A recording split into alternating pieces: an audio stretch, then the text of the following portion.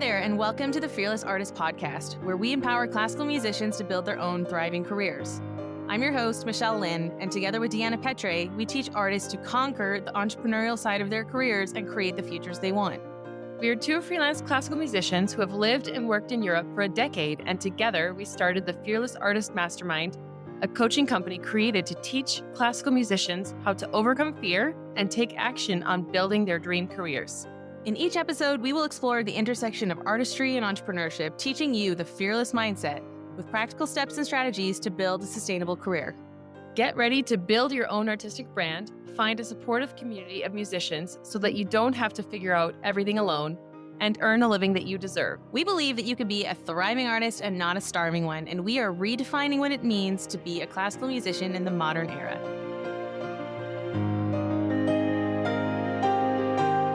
Well, hey, everybody, and welcome back to the Fearless Artist Podcast. My name is Michelle Lynne, and I'm one of the co-founders here at the Fearless Artist.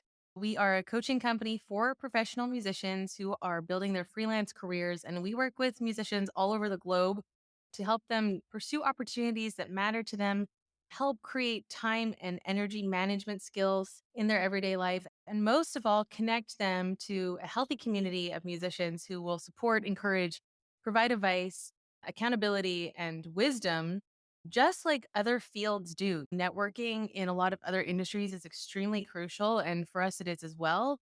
However, we have found that most musicians are isolated on their own and unfortunately thinking that they are the only ones struggling with problems that most of us, if not all of us, face.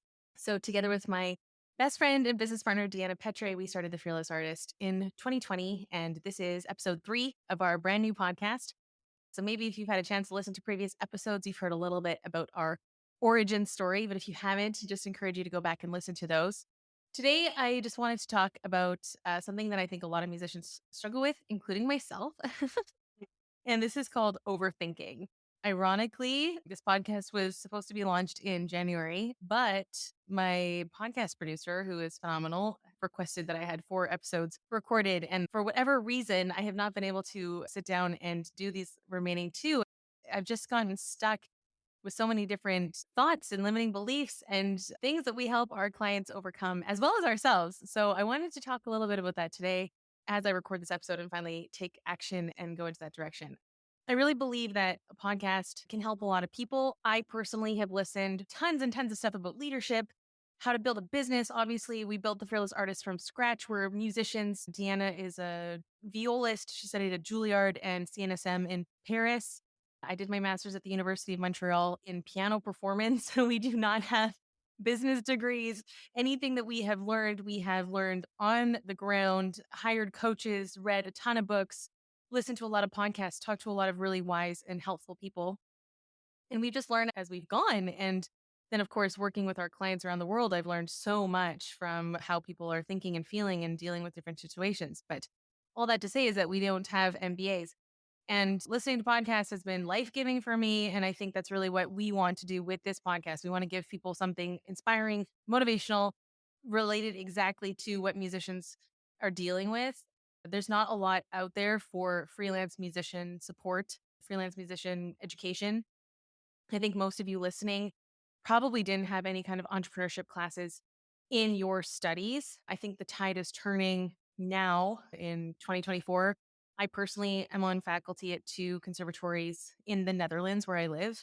I work at Conservatory Maastricht and Code Arts in Rotterdam, and I teach your art as a business and professional development for entrepreneurship at those 2 institutions. But the majority of people that I know my age didn't have anything of the sort in their undergrad master's degrees. Or if they did, it was just related strictly to taxes, invoices, and someone shared with me yesterday that his course in Amsterdam was very much you need a website and you need social media. It's like, yeah, okay, thanks a lot. But like how? you know? So we're excited to be able to provide education, support, training to our clients everywhere and also for us. We had to learn how to do everything from scratch, like I already said. And luckily we have found our way. So all of that to say, this podcast, I hope, is life-giving. I hope that you get a lot of ideas from it. I hope that you glean inspiration from it. And most of all, I hope that it encourages you to keep going with whatever is important to you, whatever lights you up inside, whatever your biggest dream is, the one that you haven't shared with anyone yet because you're too scared to say it out loud.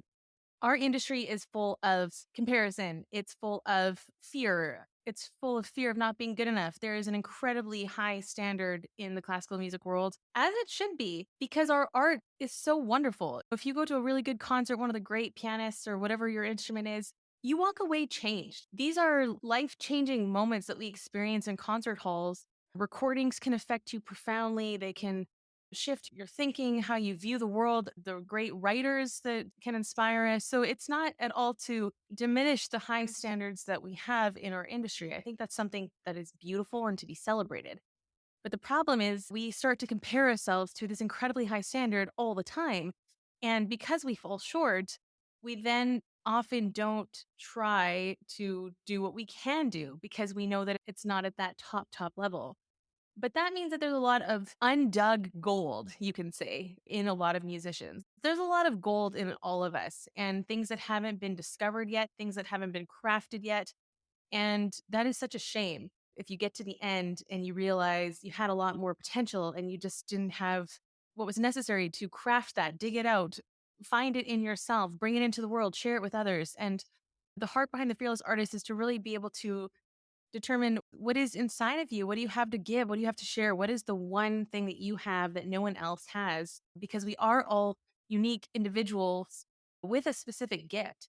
And I really believe that the gift that you've been given is not for you, it's for others. And if you don't bring it out into the world, then the world is missing out. We need you. We need your voice. We need your art.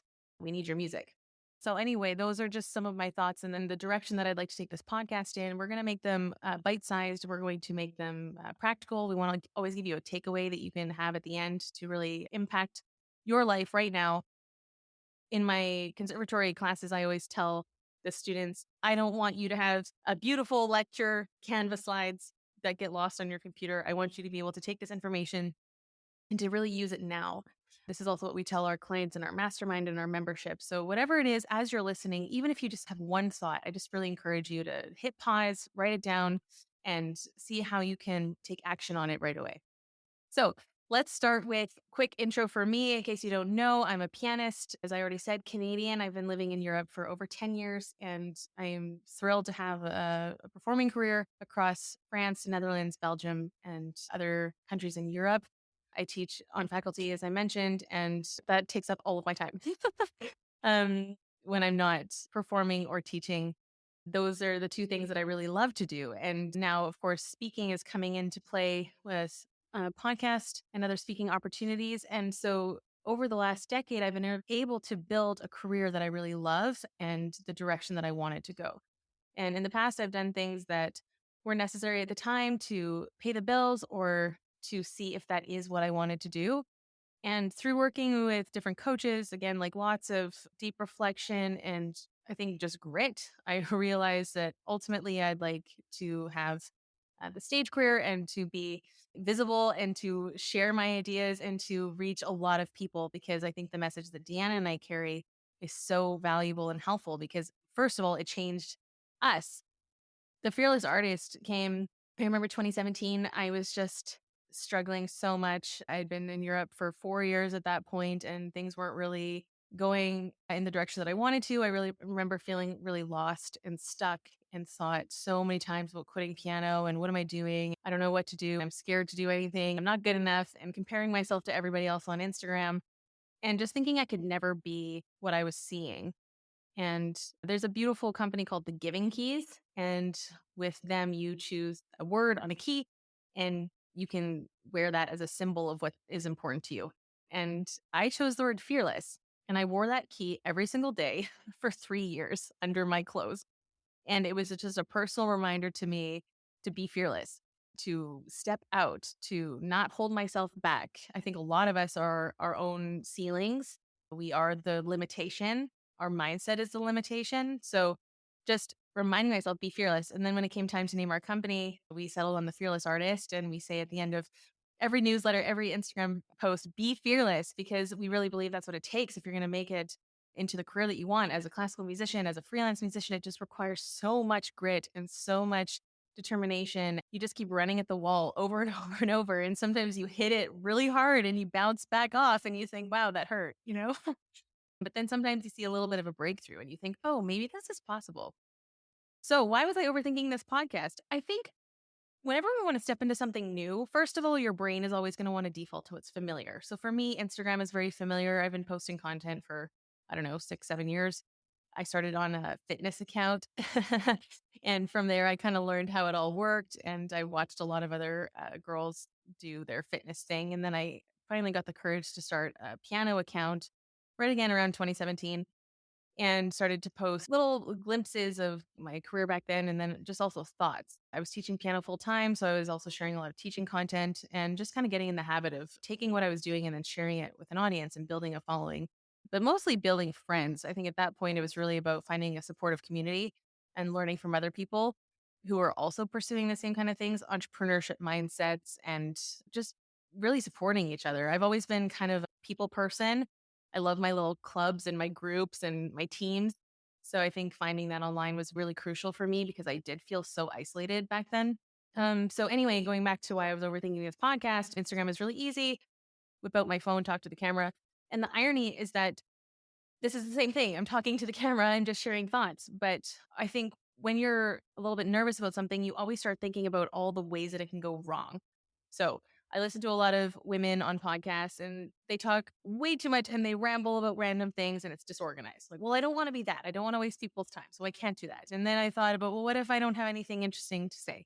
And I've done dozens of interviews at this point, and I always get really nice feedback from some people about how it helps them. So why do we let ourselves think about these worst case scenarios? I literally would not be doing this right now if my incredible podcast producer does not text me daily and be like, where are the other two episodes? So if you're listening to this and you've been putting off something, just know that you are not alone. And people are struggling with things that you have no idea they're struggling with because they don't talk about it on Instagram. I mean, I made a little story today that said, like, hi, I'm about to do the episode that I've been putting off for so long. But other than that, people usually don't share these more vulnerable bits. And I kind of decided that with this podcast, I do want to be more vulnerable and kind of go deeper because there's more time. We want to make the episodes about 20 minutes long. And then I can just share more behind the scenes of my thoughts and my thinking. And I'm not so much focused on trying to give some kind of tip or valuable content on a 60-second Instagram video. Yesterday, I was in a coaching call with one of my clients, and she said something to me to the effect of, I'm so glad to hear that you struggle with this too. And I was like, oh man, like I really don't want our mastermind clients or fast forward our membership clients to think that Deanna and I have it all figured out. I mean, all that we've done is that we've worked really hard to continue to change and make better choices and find systems and habits. And we have grown so much, but it doesn't mean that we weren't exactly where a lot of people are right now trying to figure it out. So we're so happy to share what we've learned. And especially because working with hundreds of people around the world, we see patterns and problems. We see people saying the same thing over and over and over. And so we have access to multiple people and hearing these things. That's a real privilege. So that's, of course, gives us more authority to be able to speak on these things. But I never want people to think that it's super easy or that I have it all figured out or that things were just kind of handed. It's been a real struggle, a lot of conversations, a lot of tears. Deanna knows everything. And so there's a real element to being able to go deeper, share ideas behind it on this podcast, and really knowing that we can make a difference in your lives. That just gives us a lot of joy. Okay, so let's talk about the topic of overthinking. Overthinking is when, again, you're spiraling, you're thinking about all the ways it can go wrong, you're thinking about all the things that you don't want to be. You're usually comparing yourself. You're usually putting a lot of weight on things that don't ultimately matter. Even setting up a podcast. Okay, I need a good microphone, I need lighting, I need to make sure that I look presentable and all of those things. Okay, yes, on one hand it matters, but on the other hand, what matters more is just getting in the habit and being comfortable with a new platform. I remember when I first started TikTok too, I hated it because I didn't understand the app and the editing was difficult. And I think the brain again just defaults to the familiar. It's easier. And so of course we want to take the route that we've already traveled. It's the same thing with the new software, whatever you're stepping into, or maybe you're getting into newsletter writing or whatever. And so it's unfamiliar to you. So your brain's trying to figure it out. You're nervous. You're worried about what people think. You're probably comparing yourselves. This is the worst thing you can do, by the way. So you're about to start something new, like a podcast. And then you go on your Instagram and you watch someone who's been doing a podcast for 1 or 2 or 3 years, and they have perfect lighting, and they had a makeup artist come in that day. They've got a beautiful backdrop and perfect audio, and you think, oh my gosh, I could never be that. So you don't even try.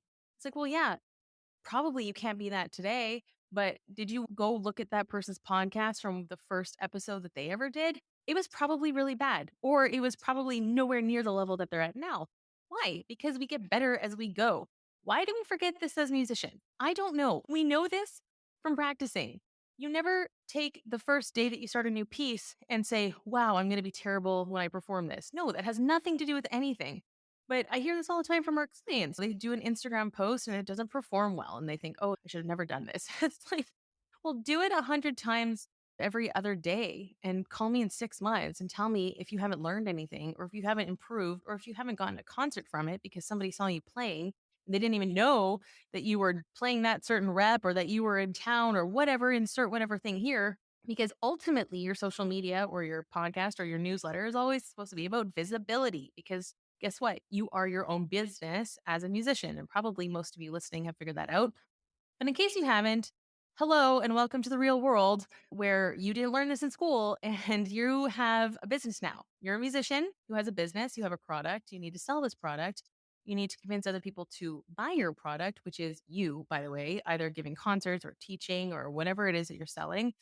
And that's things that we work with our clients on, to discover what are your offers and how can you sell them, basically marketing. But all of this is built on your personal brand, your branding as an artist, and why you and not the 5,000 other pianists who also play all the same Chopin pieces, by the way.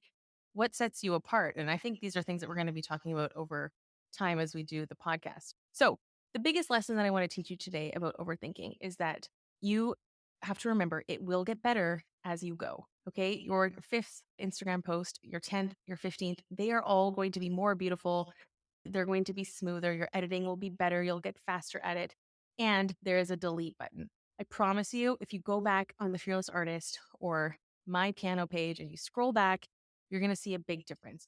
It's called a glow up. Okay. A glow up is a wonderful concept, and most of us go through one, and it's a great thing. So you can go back and you can delete the previous version of you. And when you do, you thank them profusely because they showed up and they were brave and they put themselves out there. And because of them, you are now able to exist, because this version of you came from that person's decision, which is you, right? But anyway, so we're focusing on how can I set up my future self to get better? Well, guess what? That means you need to show up today. So, how are you showing up today for you, for future you? It will get better and it's going to suck in the beginning. I'm sure I'm going to watch this podcast back in a year and I'm going to see 10 things that I know that I can improve on. But currently, I don't know that. So I'm going to just honor where I'm at today in my process and say, okay, I hope this helps someone. It's definitely helping me. I'm learning how to clarify and organize my thoughts. I'm learning how to share a message with an audience, and we're reaching new people. So is it a win? Yes, it's a win. We keep going. The other thing is that as your own worst critic, most people will not know the difference between your 80% and your 90%. Okay. So you are going to be able to see every single flaw, every single hair out of place, every time you misspoke, if you stumbled over your words, etc. But most people aren't, because there's so much information for them because you're new to them that they're unfamiliar. So they're just trying to process and grasp the concept. So if that's a playing video, remember, people on Instagram are not there to criticize the art. More, that would be more in a concert hall setting or maybe YouTube. But Instagram, really just treat it as a visibility strategy where you're trying to get your name out there, your brand out there. If you don't phrase exactly how you would have liked it to be, try to just say, is it 85% of what my level is? Yes. Okay, let's post and move on. We're going to keep going. We're getting over overthinking. That is a new slogan. We're getting over overthinking. Okay, everybody, when you wake up in the morning, tomorrow morning, can you just look at yourself and say, I'm getting over overthinking? There you go. You learned that from me today. Okay. So, here are some ways that I've seen people overcome overthinking and how it helped them. I teach social media as part of my conservatory electives, and I started talking to them about the importance of, all of you listening know this, When you record yourself, you get a lot better really fast because you hear everything. And is it the most uncomfortable thing that you can do in your whole life? Yes. Listening back to yourself play is the worst thing ever. However, you're going to get better. So there's the pain principle. Either you pay the price now or you pay the price later. And I have learned in my life that it is better to pay the price now. You're going to record yourself for Instagram. You're going to give yourself 5 takes. This comes back to the Killing Perfectionism and Classical challenge that we did a few years ago on Instagram. Probably a lot of you listening have done that as well. 5 takes, listen, take the best one, post it, and tomorrow I'll wake up, do the exact same thing. And then after 10, 12, 14 days, you're going to go back and re listen and you're going to say, oh man, actually, that was pretty good.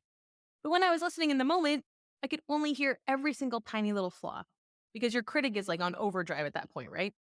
I have students who have started posting consistently. We have so many clients. I mean, there's so many stories we could tell, but one in particular, a friend of mine, I think there's a lot of fear around being taken seriously as a classical musician. Classical musicians are very serious, right? So we got to be very serious. We got to be professional.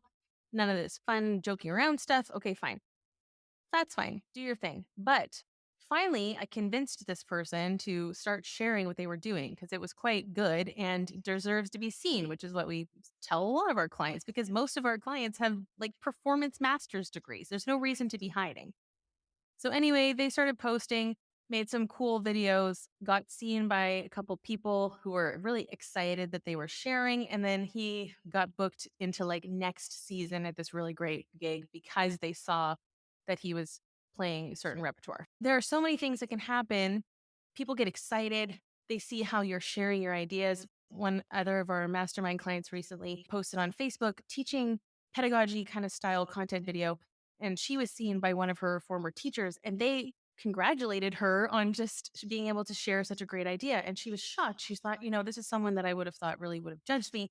I said, why would you think that they're going to judge you? They're just going to be impressed that you're getting your face out there and you're telling your audience something. I'm sure that person's not creating content if they were your teacher, because that's a different generation. Of course, they're just going to be on your side. They're going to be proud of you. I mean, any teacher who has invested in their students, they want them to succeed. You want to see your student be able to cultivate what you've invested in them and then do something with it. So that was a really cool example of how she was able to start building more awareness. And people were like, oh, we didn't even know that you were teaching in that particular city. And so then people can start to word of mouth. I mean, we always say social media isn't the end game, but it's the beginning of the game. So if we think about a visibility strategy, we're trying to bring people down a sales funnel, which is hiring you to play, right? If you're a performer, or hiring you to be their teacher if you want to get students. And those are the two primary ways that most musicians are earning or want to earn their income. So social media functions as a visibility. And then from there can be the trickle down effect where people are going to start talking. They'll recommend you word of mouth. Everybody who is against social media always says to me, oh, I don't need social media because I just get recommended by word of mouth. Yeah, okay, great. But then you're cutting off another alleyway for people to know what you're doing and talk to each other in conversations that you're not even in the room in. People can recommend you and you can get work because they saw something that you talked about or you posted about or you shared about. So I think it's really important to learn how to take what we're doing on a daily, weekly basis, share it with an audience and build a fan base. And we teach a number of workshops specifically around how to build a fan base at the Fearless Artist. It's like really close to my heart because it's something that really changed my life in the last 2 years.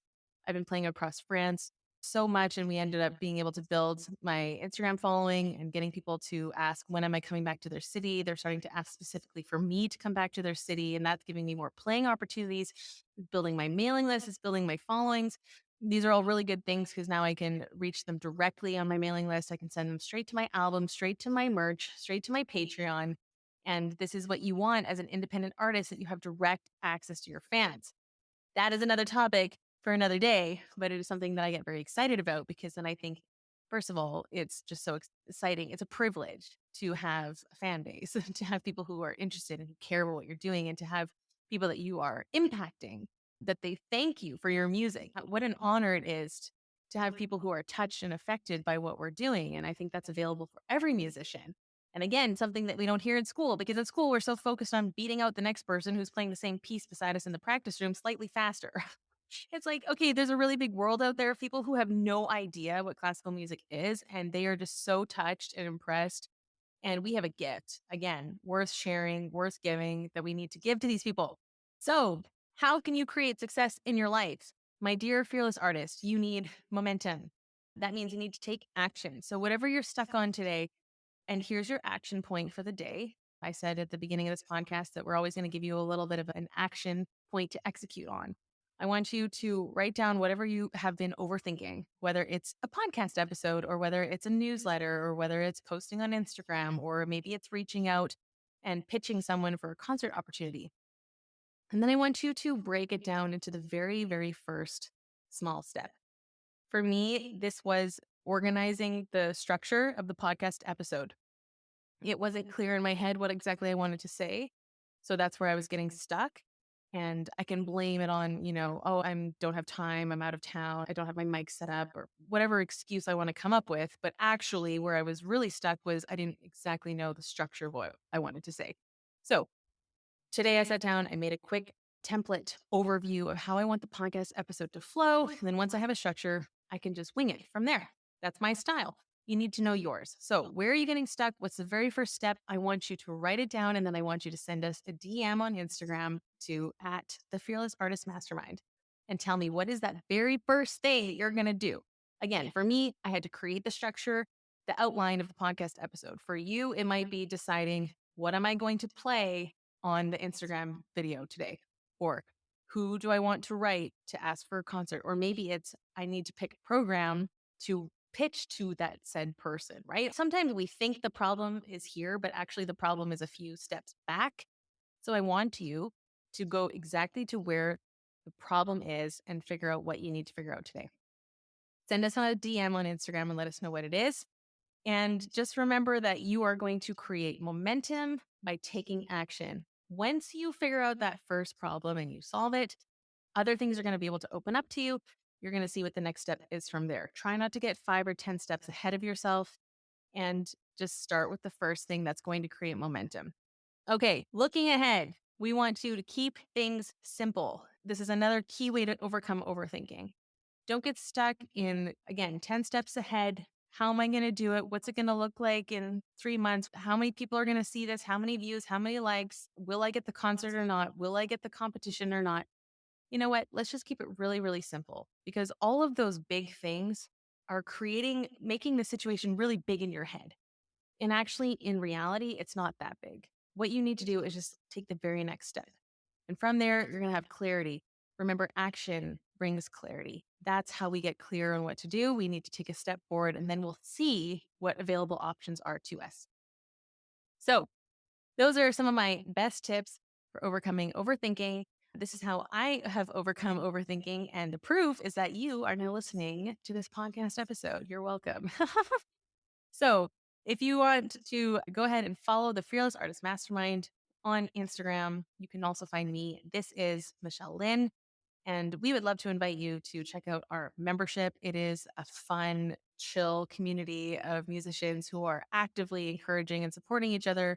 We do hot seats where people come in with a certain problem that they're facing or an opportunity, and they get to hash it out with other people.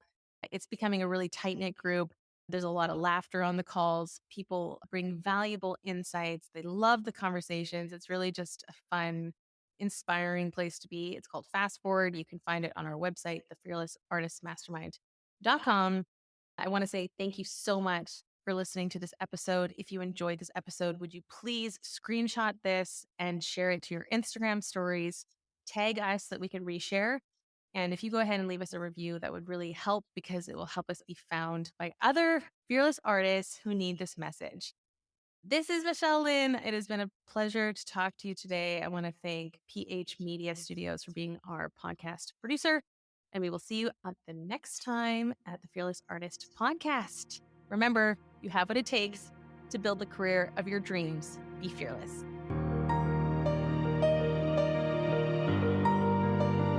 Thank you for listening to the Fearless Artist Podcast. If you found today's episode inspiring, hit that subscribe button and don't forget to share this podcast with a friend.